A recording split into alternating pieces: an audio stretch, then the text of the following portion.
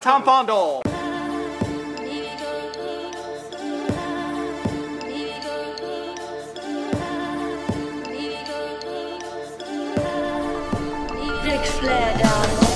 Welcome to Black Guy White Movie with your host, Maxwell Michael Towson.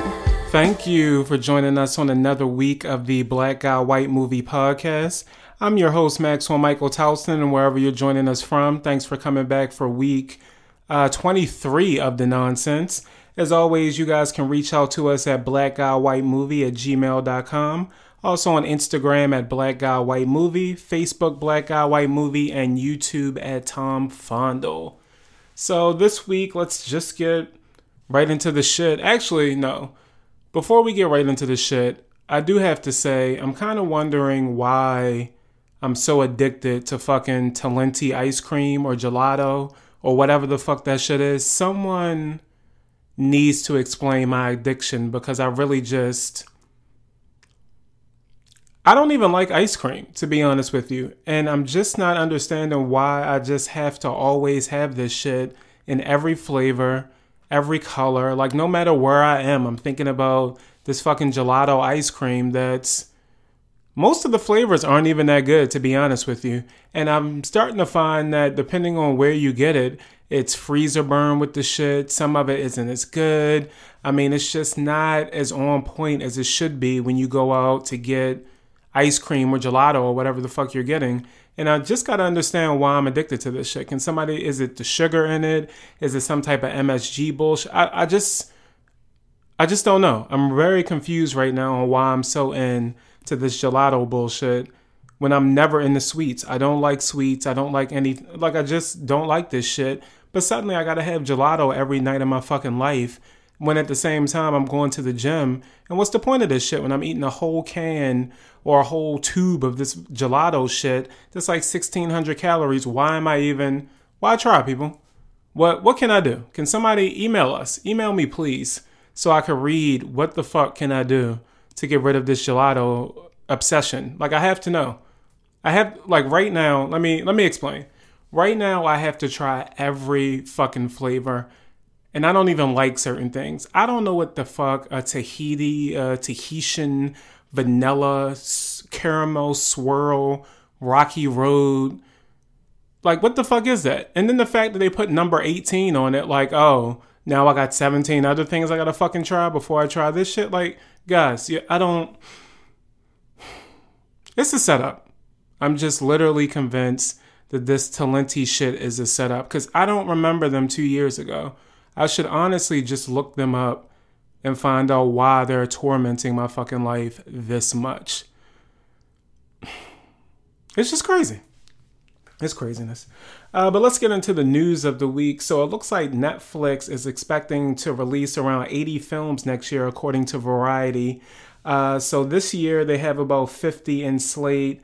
This year it's about 50 films in slate. So they're upping that up to 80. So you can see anything from, that little $1 million indie, something along the lines of, let's say, Miss Sunshine or something like that, up to this new Will Smith joint that looks like it's about 150 million. This joint Bright, because Will Smith needs 40 off the top. I know people say he gets like 25, 30, but Will is getting 40 off the top. Let's just talk about it. And is Will even worth 40 off the top? I guess that's one of the topics later, but I kind of feel like he is. I don't care what you do or what happens, but Will Smith is a guy that I just think if he asks for 40 off the top, and even if your movie has only got a $60 million budget, I guess you're working with 20 mil now, because Will Smith deserves 40 off the top. Easy. No questions asked. Because Will comes with Jada. He comes with fucking Jaden, the king himself, like the young Gandhi. That's the only package you need. And once you add in Willow, it's just too much. It's unfair. So the 40 mil for Will off the top is not a problem at all in my mind.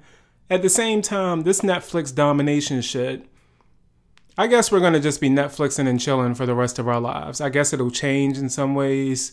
Or,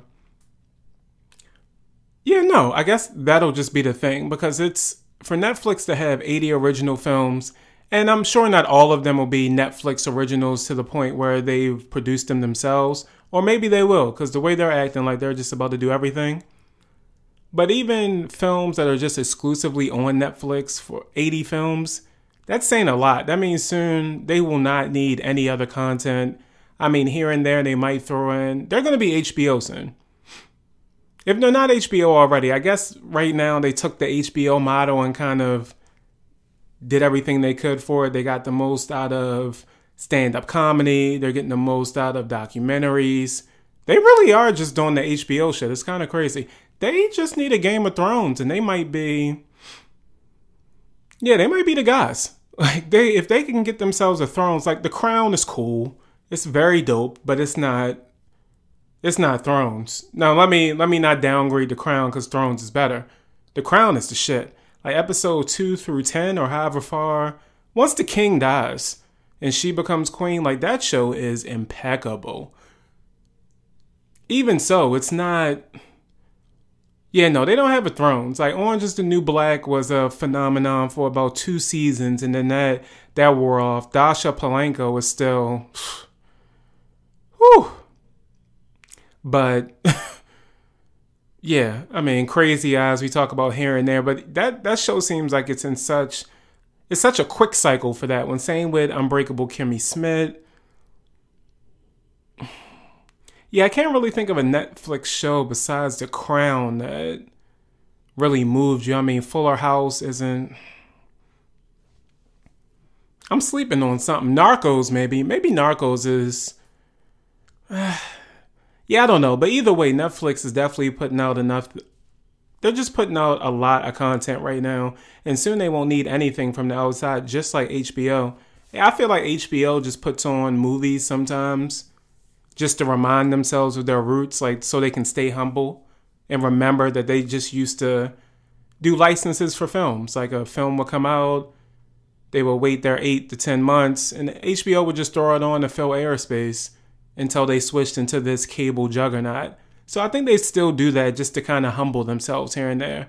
And pretty soon Netflix they're feeling like the same thing. Like Disney is already trying to desert them so they can have their own shit soon.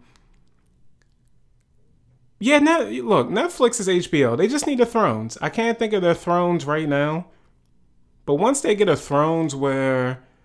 Oh, Stranger Things might be close, but I'm not sure. See, the only thing with these Netflix shows and films, like Netflix overall, is that they're like quick spurts of relevance and then it's done. Only because people can binge watch it. And so you don't get that week to week love of just anticipating something happening. Or even with films, it's like going to the movies is a thing. If you don't make it to the movies, then you have to wait for it to come out. You have to hear people talking about it. Like things like that kind of build anticipation and keeps your mind on that film even when it's out of the theaters, you know. I have one of my friends, actually, she's come on the show before, Chris. She loves doing like the $5, $9 Tuesday films. So shit like that also. It's like, hey, I'm not going to catch it when everybody else does it, but maybe I'll catch it on Tuesday, or maybe I'll catch a matinee. Netflix doesn't give you that because I can steal a password, watch the movie, and then be over it the very next day. And that's going to be that. Like whether I talk to somebody about it or not, that shit is done. So it's definitely an interesting time to see how this is going to turn out with Netflix. I'm happy about it because you don't have to leave your house to get great content. We'll see what Will Smith does with this movie Bright, because I'm not sure if this is going to be their biggest film to date, or at least most expensive film to date, but we'll see. And it's always, look, it's almost like Will Smith is in my family. It's just happy to see Will out here still getting money, Will out here still doing his thing. So I'm happy about it, and I can't wait to see what the fuck is going on with Netflix next. Tomm Fondle. Joe Clark, Mr. Lean On Me himself, Morgan Freeman. Actually, I shouldn't even disrespect Morgan Freeman like that because he's given us a lot of hits instead of just Lean On Me. But Lean On Me, till this day, still touches my heart. I don't know if it's the Fair East Side song or when he tells Sam's to kill himself. That moment where an educator tells a child to fucking kill themselves because they're wasting their life, that's special. I don't care what moment you have in film as an actor. Like, that's a special place to pull from, where you're like, you know what? I'm just going to tell this kid to fucking kill himself because he's wasting his life right now. And just to see what happens. Because what happens if Sam's big ass jumps from the top of that building, kills himself? They already were trying to get rid of Mr. Clark anyway. And now suddenly, Eden got a dead kid on his hands because he told him to kill himself, and Sam's had some follow through. What we gonna do, folks? Like, we just gonna keep Mr. Clark there and he locking doors, he doing fire hazard shit, and kids are dying? Bruh, we gotta get Mr. Clark up out of here. But either way, my man Morgan Freeman is gonna be playing Colin Powell in a biopic. The script for the film was on the 2011 Blacklist. And it's going to be one of those films that follows Colin Powell, I believe from 2001 through 2005, when he was the first African American to serve as Secretary of State. Yeah, Secretary of State. So he was the first African American to serve as Secretary of State. And he was back in those crazy fucking Bush days where it was 9/11 and WMDs and, you know, motherfuckers just doing whatever they wanted out here with Saddam Hussein and all types of shit. So I think Morgan Freeman is also starting to hit that time, just like my man Denzel. Like, I'm not saying anything against Morgan Freeman because he's a god, so it's nothing I can ever really say against Morgan Freeman. But it always just feels like every time they play somebody, even if it's a real character, they're playing themselves.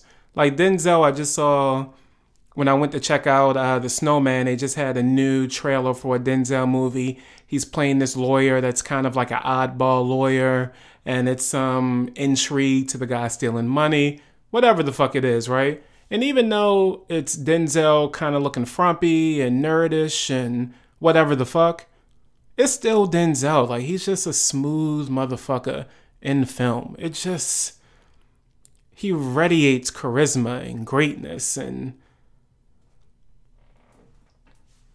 I don't even know what else to say. Like, Denzel is just that guy. And it's the same thing with Morgan Freeman. Like, every time I see them now, I don't know if they're just too big or they've done too many roles or it's just how commanding they are on screen. My man Samuel L. Jackson, the same thing. It's just them to me. I'm not seeing anybody else. I'm not really seeing them.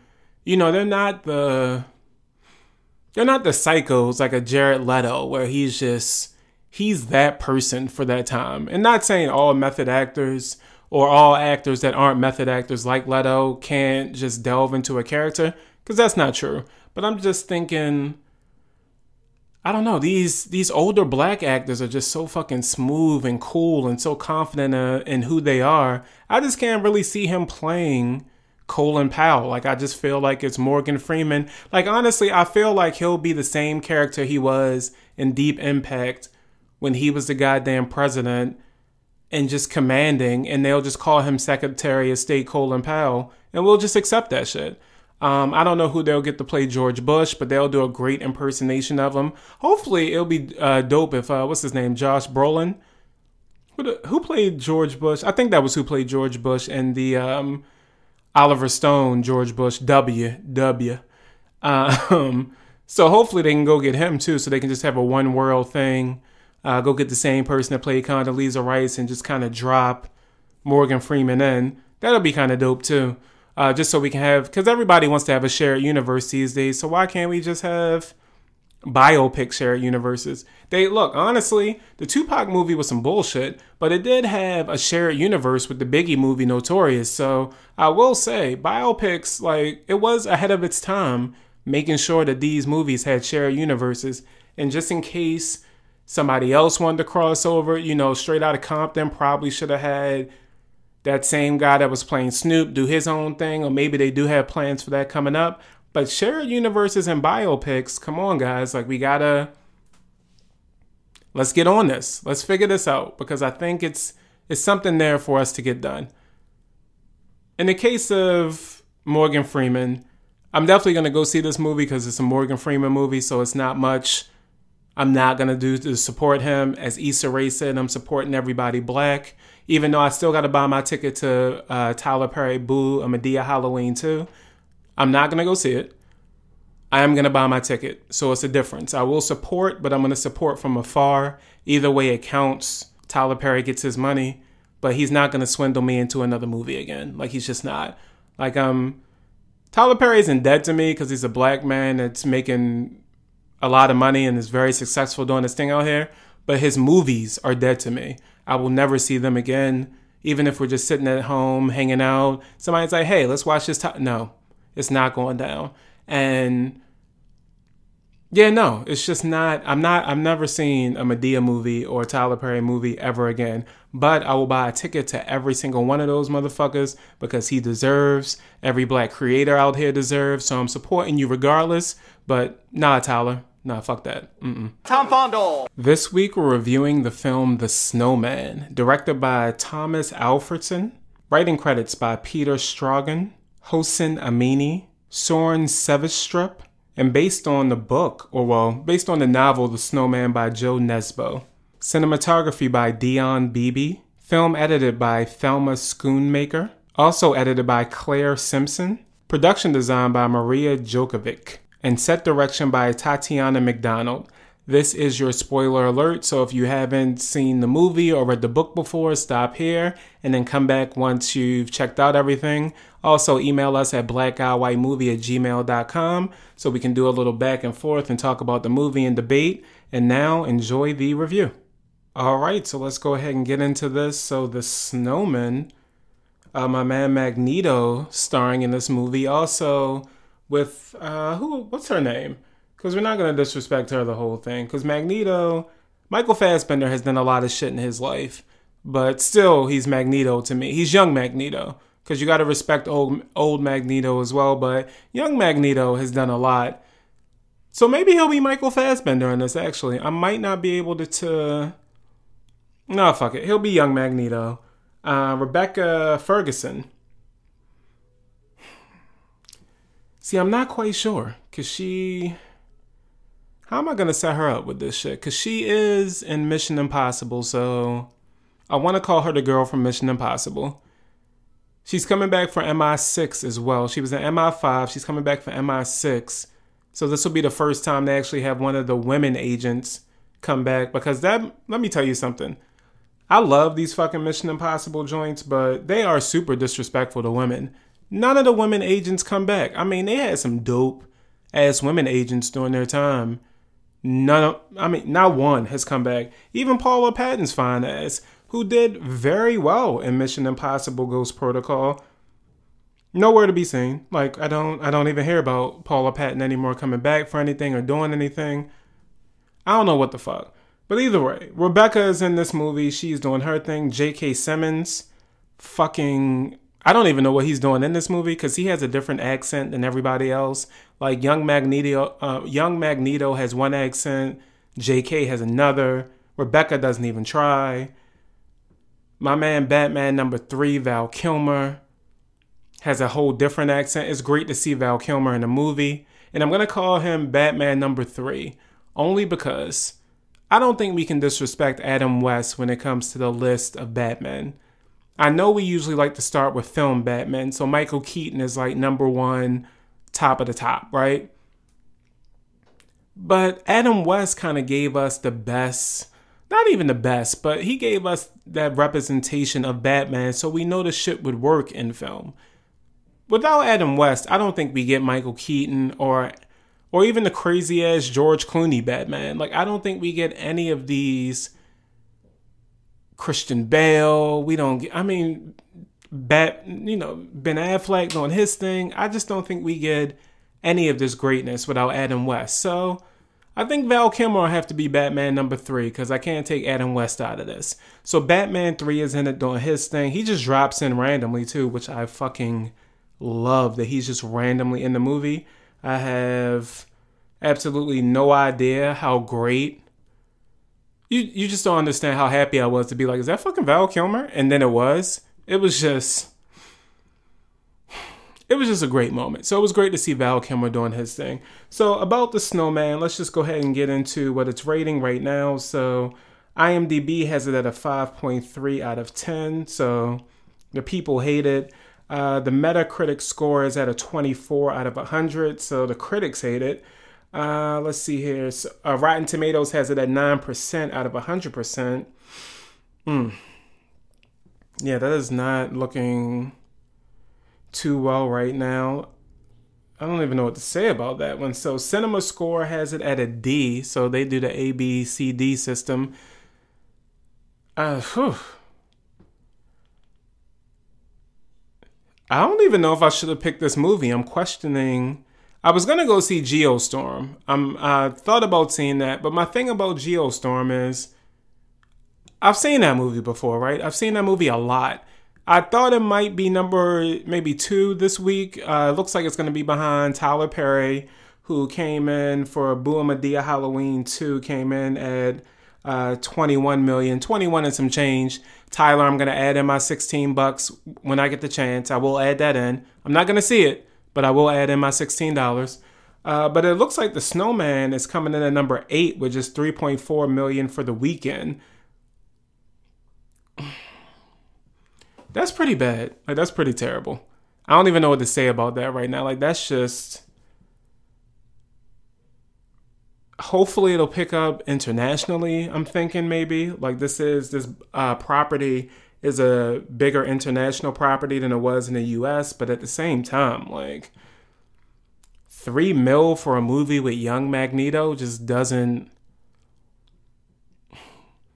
It just doesn't feel right. I guess that goes into the conversation of whether it's stars or IPs that kind of drive movies, but Michael Fassbender is a fucking amazing actor, regardless of this fucking movie. But he's an amazing actor, and for him to be out here in these struggle-ass films like this, and for a film like no one had any intention to see this, to me, it had some dope marketing leading up to it. Like, I definitely thought the marketing was dope. It's a little kooky when you see, like, somebody just putting snowman heads on human bodies and then vice versa, where they put the human body on a snowman head. It's a lot. It's a lot to be going through, and the marketing. But I also thought the marketing was dope for that, so we get to see just how creepy this killer was. Although, once you get into the movie... It's a fault of the movie, but the fucking bad guy wasn't that creepy once you came down to it. But we'll definitely get into that a little bit later. So anyway, so the movie, let's see here. What does IMDb give us as the log line for this one? Because I'm sure it's going to be some wild shit. Well, no, it probably won't be that wild of a thing because it's probably a quick log line. Okay, so Detective Harry Hole investigates the disappearance of a woman whose pink scarf is found wrapped around an ominous-looking snowman. One, let's talk to IMDb about this. So the pink scarf had nothing to fucking do with this movie at all. Unless I missed something, like that had no relevance to anything. It might have been a bigger thing in the book, which will be talked about because I feel like this is one of those movies where they tried to add in so many layers from the book and then also made you want to go do homework because you're probably missing cues and certain things that are in the book but aren't on film. Like, it was so much shit missing that you just had no idea why the fuck this mattered until much later, and it was very annoying. But we'll get there. So initially coming into this film, well, after watching the film, I was a little annoyed. Again, you got Michael Fassbender, you got Rebecca in the film, you got Batman number 3 in the film. In my mind, I'm thinking this should be mysteries are one of the top films. Well, not one of the top films, but yeah, it's like one of the top money makers, like per dollar easily. Like, that's just what a mystery film is. Like, easily when you have mystery films, they're always intriguing, and you don't have to make them for a lot of money. You can make them for like $1 million to $30 million, and you'll probably get over $100 million at the box office for a good mystery film. Only because people want a little bit, not to say they want mystery in their lives, but it's good to see these movies where if you're not in front of the movie, you think you're in front of the movie, but then you're not. Then the movie tricks you. And if you are in front of it, you're like, you have that smug look of, yeah, I knew that was coming. You turn into your friend saying it's going to be this person or it's going to be that person. Those type of movies keep you intrigued, keep you engaged. And that's why mysteries are high up there. Same with horror films. Like being scared is a big thing, but also figuring out what's the mythology behind the horror film, or who's the killer in the horror film, or what's happening. These are fun things that you want to see in these movies.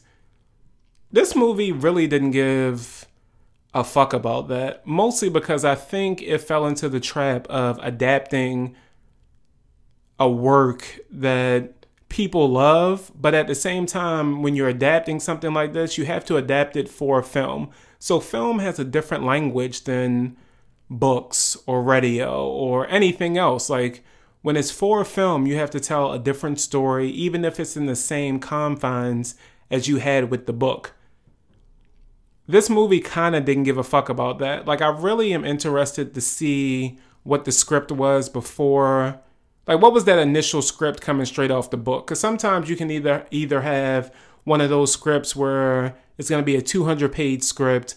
And for you guys that don't know, like the normal script length is probably 90 to 120 pages, only because each page of a script, you want to think about that as 1 minute of screen time. So with a script like this, you would think if this is one of those storied books. So The Snowman, just to give a little bit more background, is the 7th book in the Detective Harry Hart series. So young Magneto plays like this storied detective for the Oslo police in Norway. That he's like just a guy. He's like the Sherlock Holmes of Norway, right? So think of him like that. Like he knows everything. For people in the UK, well, actually for my Luther fans, he is Luther. If you don't watch Luther on BBC, you need to catch up on some shit. It's Idris Elba at his fucking best. So for my Luther fans, he's just Luther. Except he's a raging alcoholic. He's a womanizer. In this movie, he's not a womanizer, but he feels like a womanizer in my heart. Like he has womanizer tendencies coming. And he probably is in the book, and that's why I feel that, and they tried to probably allude to that in the movie, but then you annoyingly don't really get that as much because, again, they're just adapting a book that what the fuck? So The Snowman is the 7th book in the Harry, why am I blanking already? Harry Hole series. And it feels like it. It just kind of drops you into the world without grounding you into who Harry Hole is, or his other cases. You just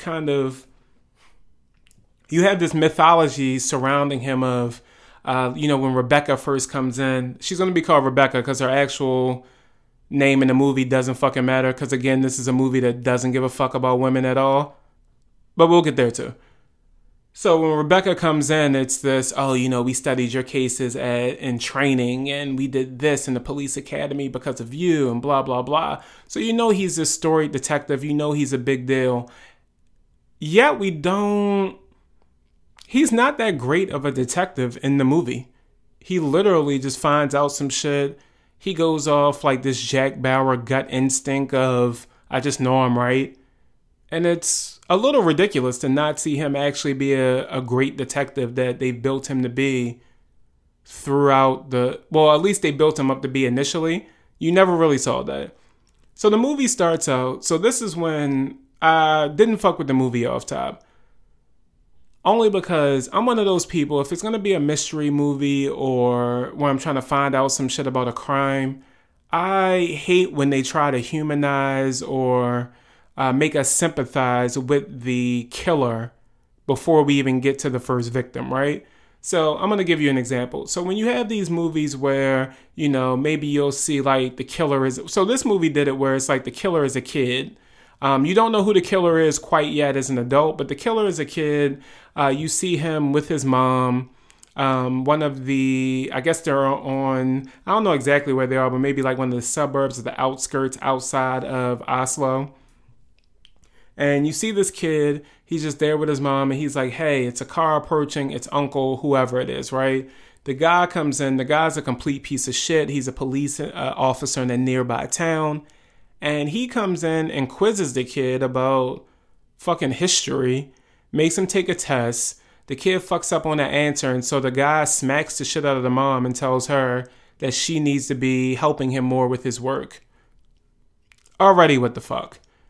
The guy then, you cut to a scene with him and the mom fucking. The little kid looks in through a window at them and sees them fucking. During this time, he was also outside building a snowman. And including he used like coffee beans as the snowman smile. Okay, cool. So finally the police officer that came in, like the mom threatened some shit like, oh, I'll tell your wife that he's your kid, talking about the kid that's making the snowman. The guy storms out in a huff. The mom and the kid like drive after the guy for some reason. I don't know why. It's like this fake chase scene along this icy bridge because it's like the first snow of the winter, which will come into play later. And then the mom does this shit where she veers off the road onto this ice frozen lake. At least you think it's frozen over. And the lake starts to crack. The kid jumps out like, yo, what the fuck? And the mom just kills herself by drowning because she stays in the car as the car collapses into this frozen lake, right? Kid watching, telling his mom to get out. Supposed to be this emotional scene. Cool. Cuts to the snowman. That's the teaser of the movie. My problem with that already is don't have me feeling like sympathy for the killer before I even see a victim. Like, it doesn't help. Like, these movies, to me, these movies always, maybe not always, because sometimes you need like that background of young Magneto out here doing his thing, or let me see his downfall and shit like that first. Maybe. But even then, like, start with the killing or the first victim or something. Like, Law and Order, let's just use it, is a tried and tested formula of, well, I mean, now they kind of start with Mariska every once in a while, or Ice-T might drop a little line. But the formula of let's start with the crime and then go into the police showing up, that shit works, even because as the audience, you're ahead of the police. I got to see the person do it, even if I don't see the actual character. I got to see the situation. I know what happened here. So when a cop comes in and kind of feels out things and knows what's going on, you're like, yo, this motherfucker's good. Because I just saw that and he pointing out shit that I saw but didn't even like register to me. That's how you kind of build those moments in film. And this one didn't do that only because we had already seen the goddamn villain as a kid. And so now we're like, oh, well, fuck. His dad was shitty. His mom killed himself. Maybe he deserves to kill a couple of motherfuckers here and there. No, my niggas. Like, that's not okay. Like, I shouldn't sympathize with him at all. You shouldn't have started there. Either way, so we cut straight from the mom dying, the kid sad, to present day, where my man Young Magneto is just passed out in a drunken coma on a park bench. You hear like the sounds of kids playing outside. He wakes up, he gets up, and he sees like families out playing in the first snow of the winter. And he's like, oh fuck. So he obviously slept out there all night. He finally gets home and you find out that they're doing like mold, like it's mold in his building. And so he has to actually leave the building now because the guy is going to clean out all the mold. Mind you, this never came back around to be anything in the fucking film. Like, this shit didn't. Literally at one point the killer was, because the guy that was doing the mold cleaning and inspection had to wear this all white suit to make, it's like a hazmat suit to kind of make sure that he wasn't infected or didn't, take in any of those fumes. The killer literally was in the guy, like in Magneto's apartment, posing as this guy that's doing the cleanup. Literally nothing came of that. The killer just went in there, hung out. Like later, it wasn't like the killer like left a note or anything or left a bomb or did anything spectacular in that time. No, like literally this whole storyline and this whole plot meant absolutely nothing. They didn't kill the guy that was doing the cleaning. It was just a random thing. And it didn't even keep him out the house because literally every time he had a down scene, unless he was with his quote unquote family, he was still at his house. People came to visit him there. Like, nothing changed. just because of this mold shit. And again, it makes me feel like it's something in the book that had a significance that didn't mean shit to me in the fucking film. Anyway, so we meet young Magneto. We find out he's a detective, but just like a shitty human being. It seems like he's been off the job for about a week. But he has a superior, like his superior at work is one of these guys that apparently is like, look, you're a great detective, do whatever the fuck you want, but you need to like check in with me so I can cover up for you more often. And so he's like, look, I've been out a week. He's getting all his mail and shit. And the superior said, look, I'll backdate, saying like you were out a week, so on and so forth. And he opens up his mail and it's a letter from the Snowman killer. I guess that's what he's calling himself. I'm not sure. But he tells him, hey, I was watching you earlier. Like you won't have time to like find my first victim type shit. He's teasing him pretty much, right? Come to find out, it's a victim out there that we don't even know about yet. But yet, it's not a victim yet. He's just kind of sending this letter to Harry, I guess to kind of warm him up, to let him know, like, hey, some shit's about to pop off. Finally, we get to the point where we find out Harry has somewhat of a home life. He has an ex-girlfriend whose son he's very... like, he loves the son, like, he treats the son like he is his own child. But yet the ex-girlfriend has a new boyfriend that's kind of stuck up named Mathis. I think that was his name, was Mathis. What's that motherfucker's name? Yeah, Mathis. I think that was his name. So the ex-girlfriend is just kind of there. Like, they don't really give her much. It's just like she's kind of there. The son actually gets a big thing because he hates the new boyfriend. He's really cool with young Magneto. But young Magneto isn't a guy that's going to ever show up and be there on time to do shit like he should be as a quote-unquote dad or parental figure or anything, right? So he's always disappointing the kid. At one point in the movie, he tells the kid, oh, I'll take you to this camping trip. He doesn't show up. It's all types of crazy shit that he's not doing and he's supposed to be doing. Whatever, right? So you find out that about him. The girlfriend is still in love with him. Magneto's still in love with her. But he's just a shitty guy. He's selfish. He can't get over himself. That's his little story background. Finally, through all of that, maybe 30 minutes in, we finally get to the first killing. Already, again, I have a problem with this. Like, how the fuck do I have a murder mystery movie where I don't have a murder mystery until 30 minutes in? That means technically you're building groundwork for shit that doesn't matter because it's nothing for me to care about until later. Fine. Whatever works for you guys. We also meet Rebecca in this time. She's a young officer. She has this confidential file that she's not supposed to have. So Harry just feels a need to steal it from her without her knowing, unbeknownst to her. And reads up on the file where it's about this woman who 20 years prior was killed. And she was supposedly dating this... well, she was dating J.K. Simmons, who's this big... he's some type of entrepreneur, some type of businessman in Oslo. But he's a big deal there, right? And so he was dating her. They worked at the same company. The husband at the time found out because she was going to see a specialist at a clinic to get an abortion. And he's pretty much saying, like, yeah, I haven't had sex with my wife in, like... 3 years type shit. Mind you, we actually see this flashback. Has nothing to do with Harry. We don't know why we're seeing this shit. It has nothing to do with anything. But it gives us a chance to see Batman number 3 because he is the cop on this big case. So Batman number 3 is the cop.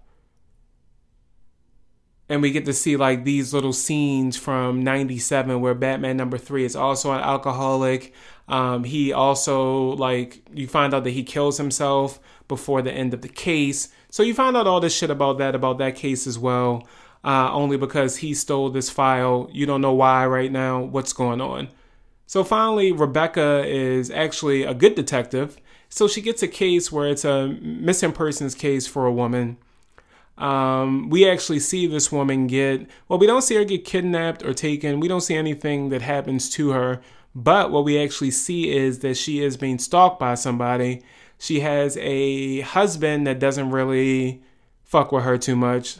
A daughter that's a little weird, but also fun and charismatic. So we fuck with the daughter.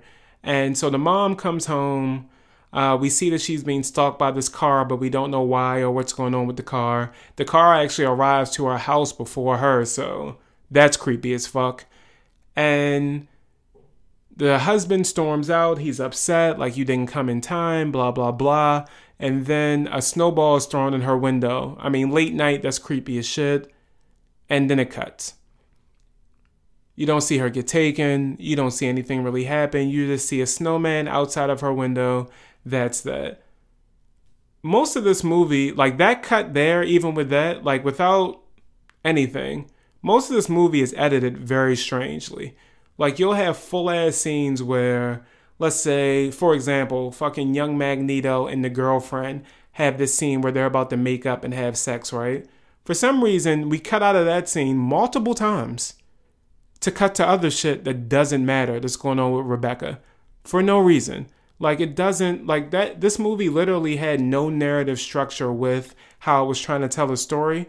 Because if like Rebecca's doing some shit that's irrelated to anything that young Magneto is doing, we should not be leaving Rebecca, especially if she's going into a house that might have a killer in it, or going into a place where she's finding things and all that. Like, it is no fucking reason for us to ever be cutting away from any of the action that's happening. But this movie did that a lot. It's literally a decent movie somewhere in this edit, and nobody can find it. I don't know why. I don't know why this shit just wasn't. Yeah, I just don't know. Like, it's just a weird way they edited the film. The pacing is wrong. It's just a lot of shit that's strange about this film, and it has no reason to be this fucking discoordinated, discombobulated, like whatever it is. It's just a strange way to go about telling a story, especially a mystery where everything in the movie is supposed to build to things, and you build anticipation, and you build the jumps, and you build the scares, and you build who the villain is. None of that shit matters through this movie because you don't really learn anything as you go along. Like, quite literally, the killer's main thing is that these women, so he's killed, like the killer has killed 3 times in 20 years. And his main thing, like you find out that he only kills women that are having extramarital affairs, and their child, they're trying to either like abort a child, or the child that they have isn't really the like biological child of the dad. Like that's the main thing of the killer. So he's killing these women. For some reason, it's the women's fault that this shit is happening. He's killing the women, getting rid of them. And the snowman shit, I guess, just ties into his mythos as the snowman killer. I'm not really sure why that works or how that happens. I'm just reporting what happened in the movie. Throughout all of this, like, he's just, like, drawing snowmen in places. He's building snowmen. I don't know when this motherfucker has time to do this. Because guess what, folks? The actual villain of the movie ends up being somebody close to fucking young Magneto's life. And it ends up not making sense of why he's even the villain. I guess I gotta read the book about that. Because the actual fucking villain ends up being the new boyfriend that nobody likes, who is this doctor that does hormone therapies and shit. So he was the kid at the beginning. Now that he's grown up, he has this animus against women because his mom left him and killed herself. But in reality, the mom did that shit. Well, she was selfish for leaving, but she did that shit because the dad was such a piece of shit and was making her life terrible and smacking the shit out of her and also treating her like this whore and side bitch that, like, she just felt like it was no other way out. Again, selfish as fuck. But I'm not, the psychology around this film of, which again, the book might be entirely, not to say different, but the book might be entirely more in tune of what's happening and give us more background of these things. But literally, like him being the villain just meant nothing to me. He ended up kidnapping the family that was his family at one point. Like, he's the new boyfriend. He kidnaps the family and then he kind of makes young Magneto admit that he's a shitty person. And literally says, like, oh, I only picked you and picked your family because I looked in a newspaper one time and thought, and saw you with all these medals and saw you with these awards and all these accommodations. And I thought, oh, this guy must have the perfect life and the perfect family and perfect things, and now look at you. Like, it's nothing perfect about this. My nigga, so you just here randomly? Like, you technically have no connection to these motherfuckers. You slid into this guy's life, got his ex-girlfriend, which is just happenstance, to be honest, because if he was a better human being, you wouldn't even be able to get his girl. So how are you going to work your way into his life? It's just, what the fuck are we doing here with this movie? Like, none of this shit. Like, they did this whole thing with JK where they treated him like he was going to be some big part of the plot because he was, like, the first woman that died was, I guess, his first kill, like the bad guy's first kill. And JK was the guy that was having sex with her and was like the extramarital affair before she died.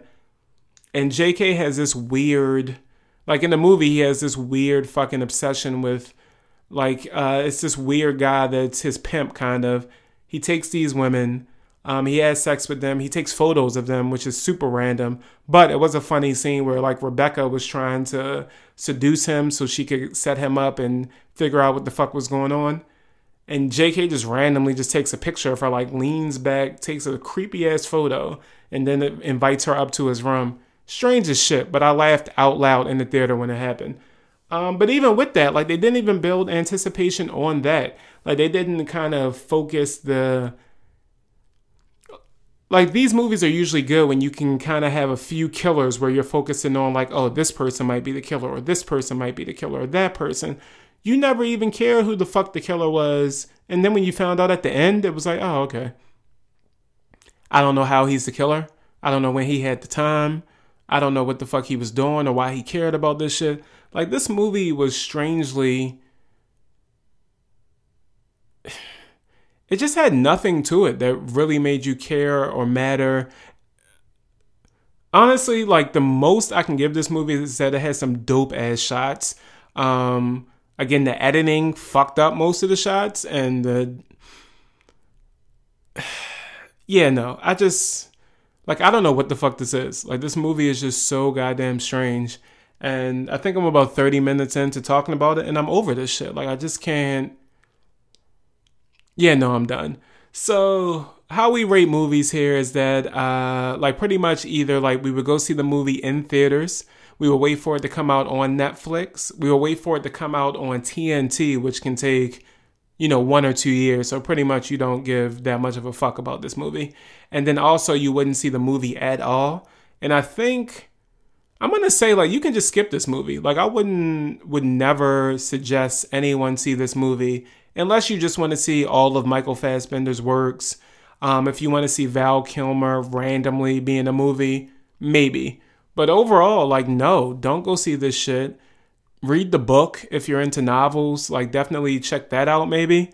Because maybe that gives you more background and you can see why it's a bestseller and it's beloved and why the Harry Hole series is this big thing. Maybe not. Maybe don't start on that book. Maybe start on the first book and then make your way up. Either way, like, fuck this movie. This movie isn't worth your time. It isn't worth your effort. You shouldn't even... Yeah, no, fuck this movie. Like, this movie is not a thing where you should be like, hey, I gotta go see the Snowman and ever even worry about seeing it again. Like, if you see it on HBO coming up, just skip it. Don't even waste your life thinking about this goddamn movie. Unless, again, you want to see all of Michael Fassbender's works, that's the case. You want to see a weird Val Kilmer thing, that's the case. I mean, Batman #3 is always going to be close to my heart because I love him. But, like, what the fuck? Like, why am I here? What are we doing? What the fuck are we doing? Anyway, for the Netflix and chill movie of the week, I'm going to go ahead and give it to Beauty and the Beast. Like, that, I fucked with some Beauty and the Beast. It was a cool little movie. Audrey who the fuck? Is it Audrey? Yeah, it is. Singing her ass off in the movie. My man Luke Evans was crushing it. I don't know. I fuck. Beauty and the Beast was straight. It was a straight movie. It was good. I mean, it was definitely people in the theater I saw crying. That was weird. I don't know why you're that emotional. We've seen Beauty and the Beast before, but Netflix and chill. I definitely think Beauty and the Beast will be a good look. Hermione's in it, and let's talk about Hermione for a moment. I think we might need to start respecting her acting career at a new rate. The bling ring wasn't shit, but she's starting to kind of hit. She was hitting singles for a while, and now she's kind of hitting triples to home runs. And I think she knows what she's doing with it. Like, she tried for a moment, or maybe her people tried for a moment, like, hey, let's move away from this Harry Potter shit. Let's kind of segue you into some serious stuff here and there. But then whoever's working now knew, like, look, you being Belle is different. You need to get back into this G-rated shit. You need to get back into, like, these blockbusters. Like, Hermione, keep doing your thing, boo. Like, just keep working. Keep pressing on with these big budget movies. You're gonna be a big deal. Don't let them bling ring you again, though. Ever. Like, don't let them do it. Either way, that's going to be it for us this week. So reach out to us at blackguywhitemovie@gmail.com.